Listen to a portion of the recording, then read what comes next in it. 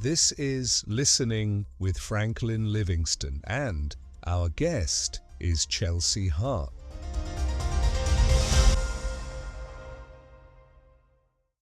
Okay, so I want to talk to you about where it all started, because I know where you were at. But growing up in Alaska, Oh Lord. growing up in the household I know about, but I want our friends to know more Yeah, about you yeah. I too. was born and raised in Alaska. I was actually born in Soldotna Hospital. Grew up there. Yeah. Totally spent like my whole life there. Never left Alaska for more than 2 weeks. Um, went to schools with 400 students max. Mm. In the whole school. And yeah, like it's weird. Like people ask me, "What's Alaska like?" It's like it's very empty compared to other places. A lot of people think it's just full of snow and filled with snow. Not filled with snow, but it's definitely filled with trees. A lot of trees, which is a good thing then. Yeah, but towards the north, towards the north and towards the west coast, you have tundra. You have a lot of tundra, which is because under the ground there's permafrost, so the trees can't grow very high at certain parts of Alaska. So at that point, it just becomes very wide, expansive tundra. Do you know in Alaska is where the sun turns around? Like the last part, sun sets there, and then it rises from Alaska. That's it. There's a point in Alaska, yeah.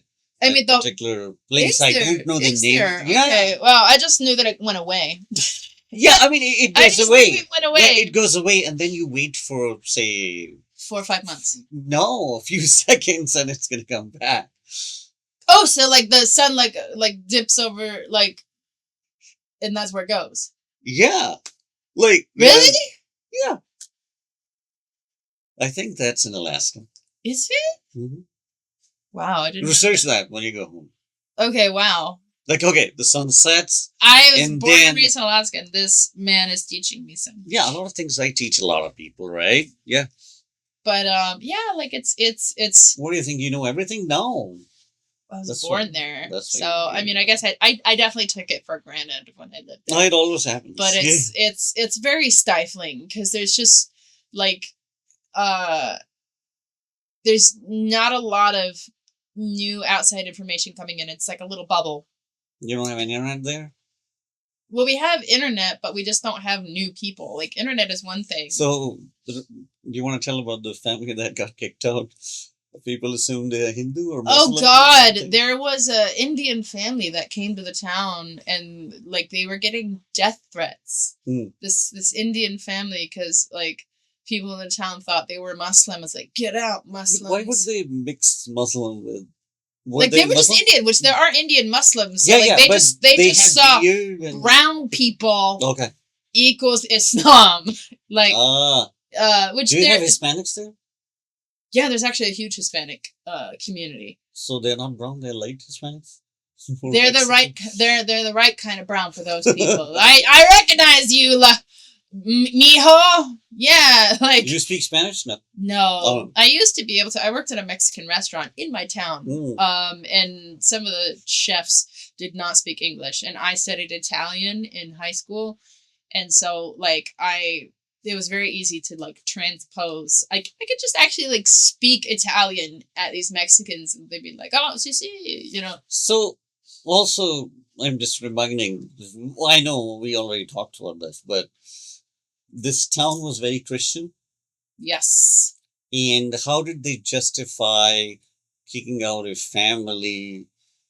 I wasn't there for that. I had left. Otherwise, you would have stopped. Yeah. No, it was a friend of mine. She told me because like most of the people in town are white. She told me that this family briefly came and they had to leave because it was so scary for them. Yeah. Yeah. So. But you grew up in a Christian household, like my mom's not Christian? Like that. My mom, no, it's just me and my mom and my stepdad. Went to church. Yeah. pretty like well meshed into the church. Like I was part of the worship team and Was it more traditional pipe organ or the praise band type? praise band. Mm. Praise band, definitely praise band. And but- school, was it Christian school? Or no, secular school. Mhm. But like Christianity is the culture, and it's American Christianity. It's not. It's not anything. Like it can be at times very far from the Bible. Appearances, like keeping up appearances, and there's toxic people in every group, and that I think is why a lot of American youth are leaving the church, because It's left the church. like I think that's why a lot of young people in this generation have left the church, is because the cult of personality kind of took over, where it's just a bunch of yes men. Like they're all just agreeing with each other, just a big circle jerk. And that's not who Jesus was. Jesus was a Jew and a rabbi, and in Judaism, which is what the tradition that Jesus was practicing when he started his ministry, and the tradition of Judaism is to argue, is to argue with the teacher, and to prove that you know what you're saying, and to come and like prove your worth. And like, if you have an idea, okay, come bring the idea. Let's talk about your idea. And that's who Jesus was, and that was his tradition, and that's and that's the ideas that he was bringing forward. And then somehow in church tradition, people just got browbeat into agreeing and not questioning. And I literally remember being a 19-year-old profoundly questioning, which is a very emotional journey, because when you're in a town like that and you leave Christianity, you're leaving your community. Like Christianity is everything. It's your emotional support. It's your call you on the weekend people. So, and I was questioning, like, it was a very hard decision. I remember this lady, like, I was like, this, and what about evolution? And what about biology? And blah, blah, blah, blah, blah, blah, blah, blah, blah, blah. And because that's what you heard at school, or not even school, but just like in my church? life. Like I started watching the new atheist, Richard Dawkins, I remember years ago. Now he's become a transphobe, so that's like a little like but I remember watching him, more than 10 years ago, which when he was, questioning religion, I started watching that. And this woman, she looks at me, a missionary. Her job is to tell people about Jesus. She's like, your relationship with God would be a lot better if you didn't ask so many questions. And I was like, the God of the universe is too busy for my questions? What's the point of him? Wait, is God busy or the pastor busy? Like she said, like, stop asking questions and you'll be very happy. Right. And I'm just like, stop. And I think that's why when I developed, and that's the opposite of the tradition that Jesus was born into. That is even the Christian tradition, because where does the tradition come from? The epistles, the Apostle Paul, right? It wasn't like from a pulpit, one-way traffic. Because when they used to meet and eat. Yeah. It wasn't that wafer thing. Yeah.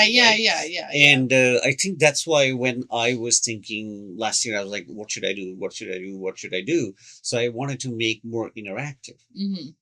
Just imagine a church where it's more interactive. Yeah. You're sitting like 10 people. And it becomes difficult in the mega churches. Yeah. And but that's Christianity, and my mom reminder was never been that pulpit. Yeah. And then congregation and coming like the structure of the Christian church is based around the structure of what goes on in the synagogue.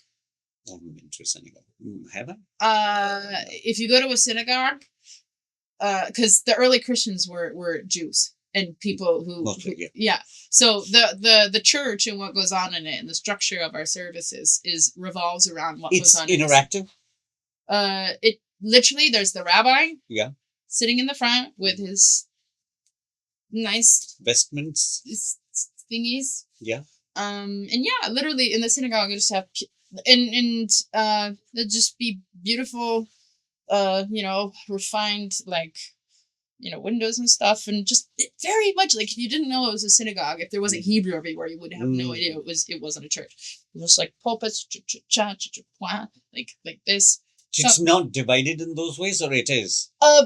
Like the altar. So it depends on like if you go to an Orthodox church, like the men's side and the women's side will be separate. Like you mean Orthodox synagogue? Yeah, Orthodox. Yeah. Like if you go to one of those like where it's very conservative like that, like there'll be men's and women's sides. But like more I guess like not like reform.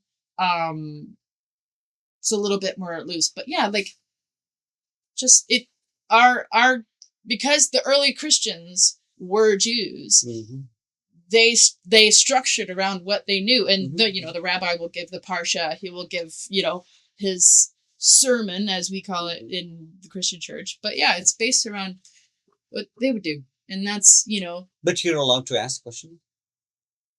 Like and say, hey, Rabbi, you talked about this thing, and I was wondering if it's okay to wear purple or whatever, or no. That's more for study. Like there's like you can talk afterwards, but like ask any questions you want. But like while someone's talking, like he's giving his bit and stuff. Speech. Yeah, but like after the meeting. But don't the homily or the sermon is more or less like a Christian tradition. Christian tradition is like Judaism. Yeah, no, I just say modern Christian church. Yeah, like the church that we practice in what we associate with the structure is based off of Judaism. Yeah, and I was actually I shouldn't have been so shocked, but when I went to a synagogue, I was like, it makes so much sense. We come from you. Yeah, I mean, the Apostle Paul was a Jew. Yeah. Peter was a Jew. Jesus was a Jew. Yeah, but the structure when it became more communal, because in Jesus' time it wasn't like breaking the bread. I mean, yeah. I mean, Jesus was a second temple Jew, so life was revolved around the temple. So like the Holy of Holies still existed at that time. But yeah. So you left in the age of 19. You left Alaska. I left Alaska at 21. 21. Yeah. And what was your? You were done with college? Or you started college? Or? I never went to college. Okay. So I skipped college and went to London. Oh, then you went to London. And why did you go to London? I just actually knew more people in England than I knew in other parts of the United States. And I just thought, like, it's farther than other parts of America. Like, I'm going to go. And I just, like... You were done with the U.S.? Or you were done? I was just, like I was done. I was like, okay, I'm just going to go. I'm just going to, like... I went, like, I got myself a trip. And I went, and I had no savings. And I bought a one-way ticket, and I had nothing to my name. I'm just like, I'm gonna figure it out. And I went, became a street performer for like 7 years. I would street perform and do comedy as well. I did that in like 30 countries around Europe, and that taught me a lot. I want to come to that teaching, the belief system, the moral values, even like simple things. I'm calling it simple.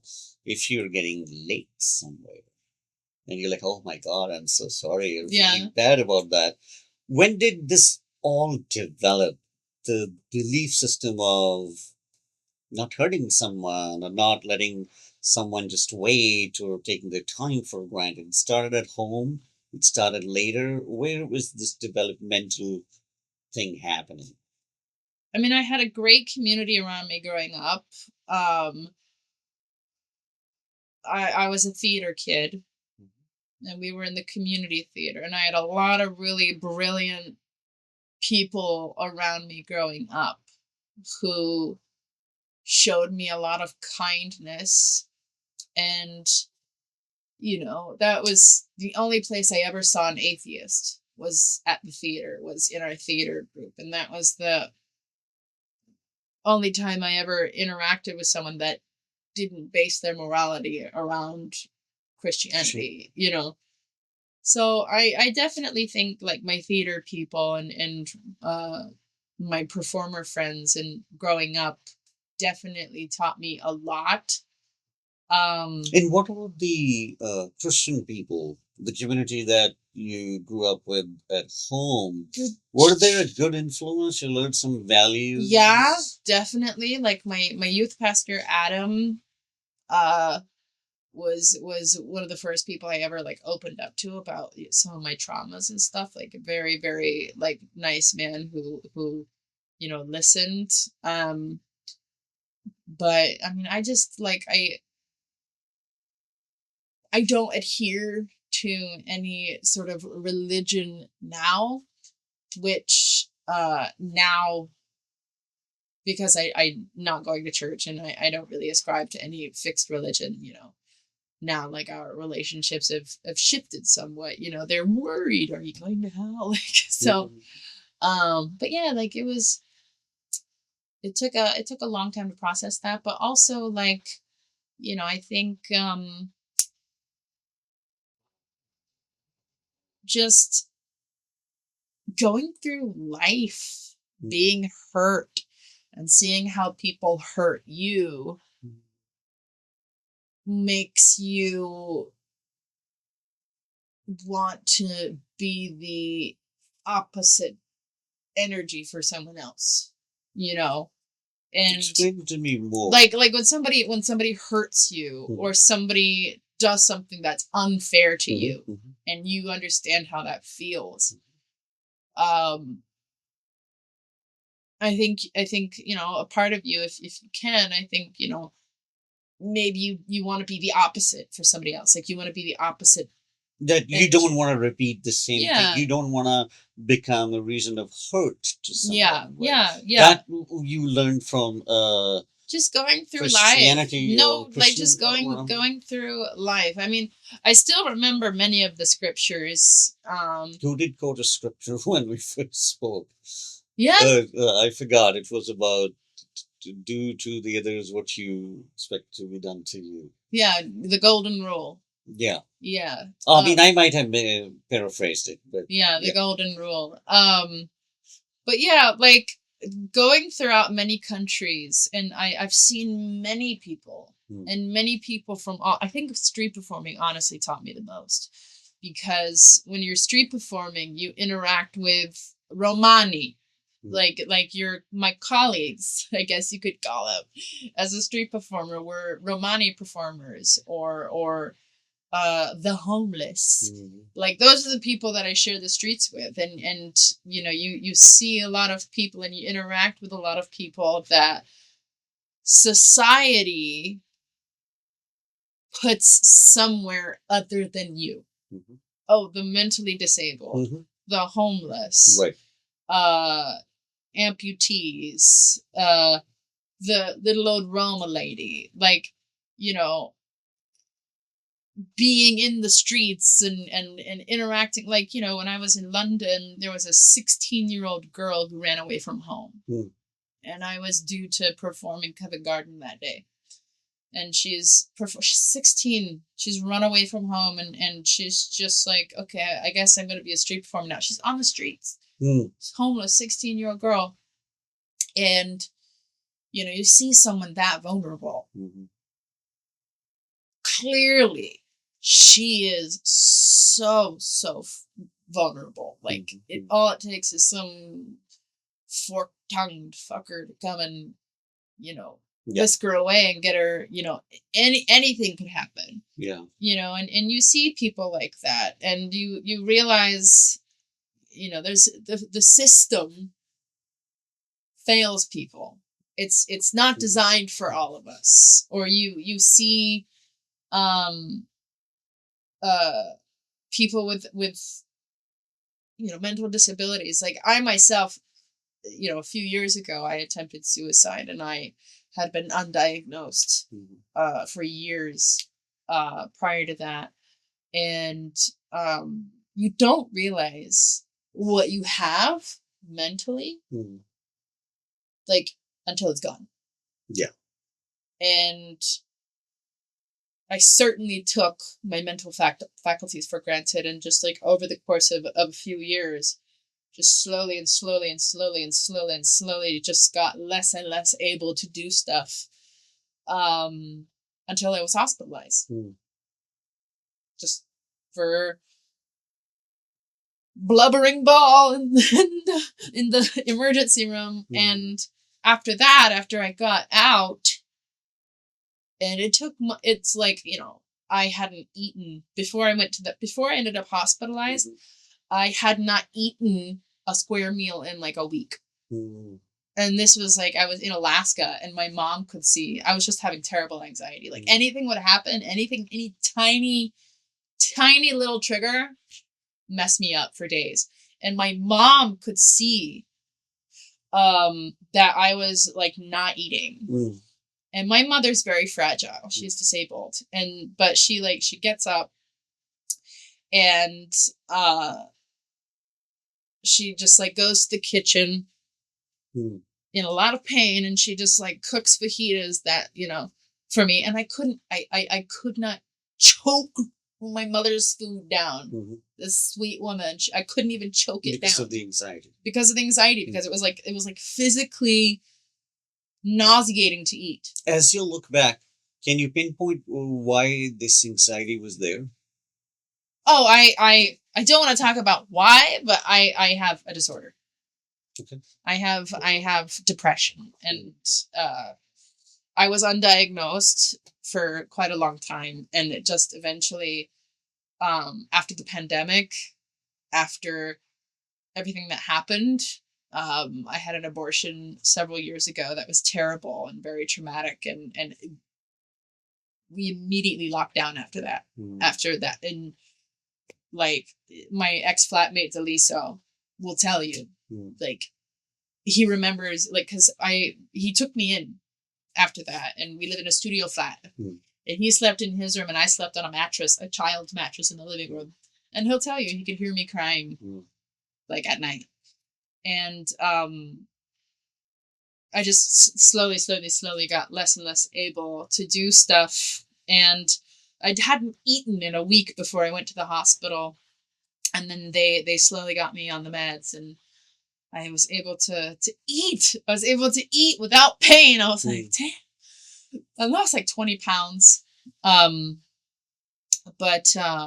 after that, after I got out and I went through therapy and rehab and treatment, that really, really, like, now I am like the biggest like proponent of not just mental health awareness, but like mental illness. I want you to love schizophrenics, motherfucker. I want you to love people with OCD. I want you to love people who can't get out of bed because they're depressed. Like, I want you to see, like, yeah. And I had a friend who had some years ago, like right before the pandemic, I had a friend who had a psychotic break. Beautiful person. Beautiful person. The calmest, sweetest, like everybody looked to him he had a psychotic break and ran away and went to go live in the woods and became homeless and starving, and we didn't know if he was alive or dead. And then he just appeared in a hospital and then just vanished, and we don't know where he is. And like, it could happen to any of us. So I've seen that vulnerability. I've seen people down. I've been that person who's down. I've been that person that didn't have anyone. I've been that person who needed goodness, And I think, I was doing activism before my suicide attempt. But I think after like that near death experience, I definitely think I went to a different place in my work, and it definitely changed me. And I think as well, Iran changed me, because I never seen anything like what this regime was doing to people. And the protest happened. I'm sure you remember Masa Amini some years ago. The protests were happening in Iran, right? Yeah, I've Like 2 years seen ago. them. Yeah. So you remember social that. And media. it was everywhere. It was like they were beating people up. They were smacking old ladies with a baton, you know. And I never seen anything like that. And I just started posting and posting and posting and posting. And Iranians are like the most receptive people. They're the most receptive people. And they were just like, thank you, thank you, thank you, thank you. And I was like, okay, hello. I made a video. And I literally woke up the next day and like my DMs were just Farsi. She's like, thank you, thank you, thank you, thank you, thank you, thank you. They're killing us, they're killing us, they're killing us, they're killing us. And okay, I was like, okay, Iran, send me stuff. I will share what I see. And I'm just like sharing. And you know, the videos, I'm like, I saw a man's brain. Yeah. It's pink. It was pink. I saw a man's brain on the sidewalk. I saw the regime land warplanes in Sanandaj and warplanes in a town and firing on people. And, you know, like,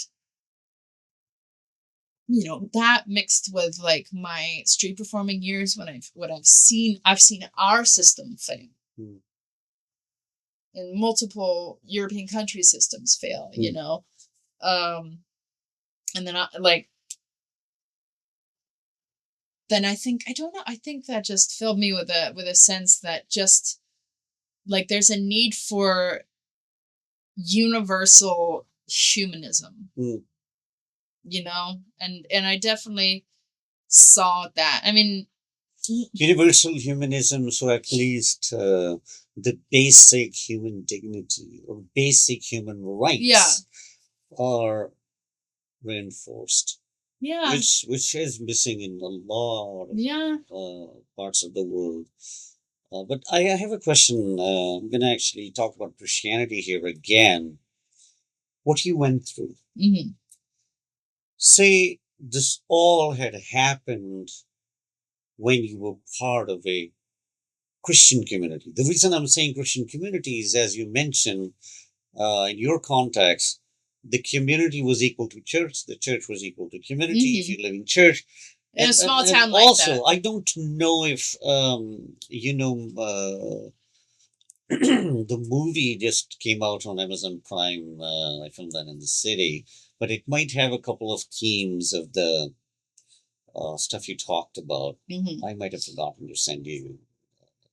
I sent out like an email to friends and that would be worth watching. And because it's about a young woman whose dad is a pastor, and he represents more like old school mindset, and she represents more modern or progressive belief system. Like throughout the movie, we don't see whether or not she's Christian or not, and but she might have her relationship with God or Jesus Christ outside the walls of the church. Well, I'll also talk about the fact it's like I have had spiritual experiences outside of Christianity. Yeah, definitely. And I went to a spiritual retreat in Portugal. A friend, some force in the universe told this random German man, it's like, do you want to come to Portugal and go dance like hippies in the desert? I was like, yes. And for somehow I went from Bulgaria to Portugal in like a week via bus. Like boom, boom, boom, boom, boom. And that's a very long, like. How many hours? Like every day. Well, because I stopped off in certain places, so I'd go from Bulgaria to like Croatia or whatever, like just like jumping, like through Italy, through France, through Spain, and I went to this hippie thing with Christian is his name. Hippie thing is like where people have long hair and play guitars and smoke weed, or it's something different. I was not high when this happened. No, in general, but I'll tell you. Okay. I was very depressed Mhm. when I went to this festival, and I just really just wanted to connect to something. And we went to this tent, because there's different tents where you do different spiritual activities. And we went to this woman that was teaching breathing for your chakras. Yeah. And I'm telling you, I didn't really believe in it. I was just like, okay, I'm just gonna go. People don't believe in that stuff unless you experience No, it. yeah. And then I just like go to this, and I'm like, man, Yeah. I'm gonna go focus on my chakras. And I just go and just like, okay, what's she talking about? She's got like the wow, that Music? yeah, Something? like Yeah. the I get it. I don't know how to explain it, but Yeah. I know. this is no wow. Yeah. Okay. Anyway, so she's got that playing, and we're sitting in this tent, and cross-legged. And she's just like, closing her eyes, focusing, chakra, and we're just doing this for like a few hours. Like this is like a couple hours of focus. It's not a 20-minute yoga class. Yeah. It's not a 20-minute thing. Like we're just we're literally all we are doing is breathing. Yes. Which is actually its own yogic discipline is the discipline of learning how to breathe. Mm-hmm. So that's what we were doing. And this is my first time ever doing this. And for some reason, I don't know how, but like I was not in my body. Like I left my body, and I was like looking at this purple light. That's all I could see. I was surrounded by purple light. And I asked my Hindu friend, he's just like, oh yeah, that's the goddess. I was like, what?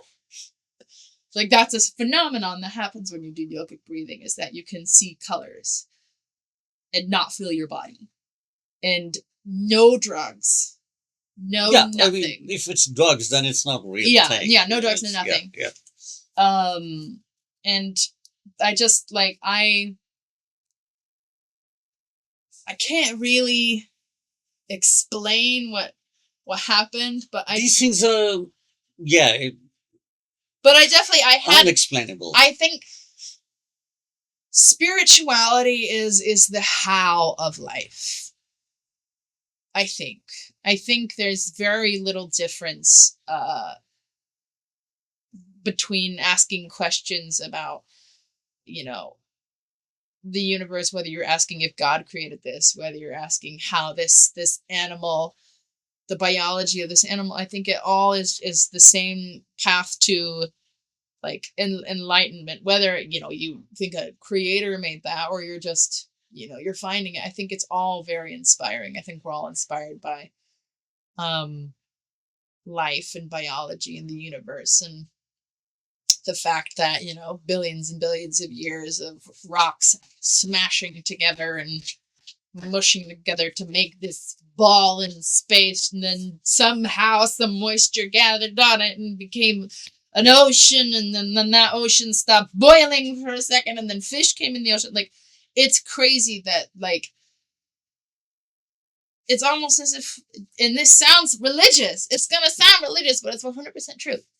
It's like the billions and billions and billions of years of stars, and then just a few rocks just started smashing together. Like, think about it. Like, we cannot comprehend the amount of time that the known universe spent without life in it, because all we can perceive is our own timeline. But literally billions and billions of years of just nothingness happening. Then all of a sudden, the spark of life happened, and we are the universe experiencing itself. Whether that's a religious statement or not, it's not a religious statement. It's true. We are consciousness. We are you and me. This is all getting very pastoral. Statements are not that bad. I think the term. So I always say some terms are just. You're stardust. I'm stardust. We're like everything that makes us up. Also, was burning in a star and burning in this star, like all over the universe.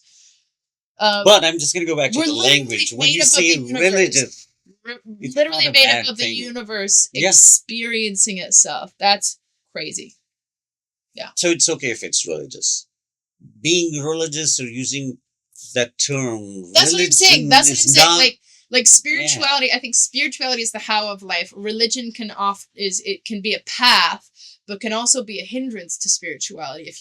If you're more concerned about like the religious part of it rather than the exploratory, enjoying the spirituality. I mentioned once here, actually, on this show, there's a woman I know. I was very close to her. She was like a mentor, practicing Roman Catholic. She met me at a Roman Catholic church in the city, and she used to see all of us. Not like paid seeing, but she used to. And when we talked, and she said, I can't really talk about this in the system because the system, Catholic Church, will never accept it. Rather, she might be kicked out of that.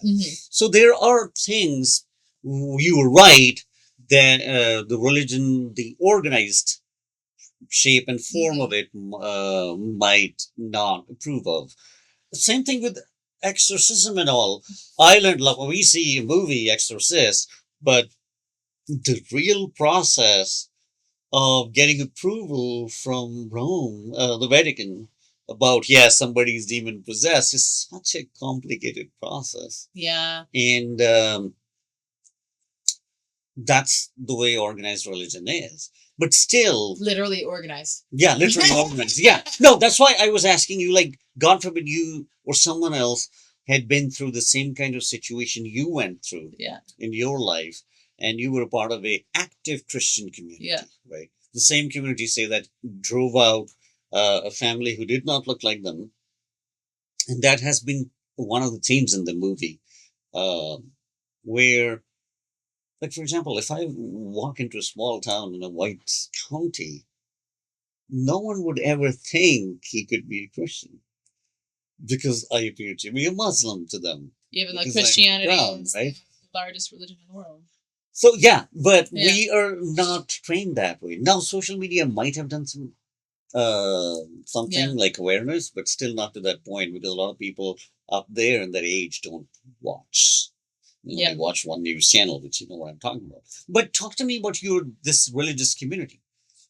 Do you think, because this will help us understand why people leave church, they might have been a help, or they might have pronounced their judgments? Oh my God, you are maybe demon possessed. Maybe no, not demon possessed. No, like my church, the church I went to in high school, they went to Haiti, and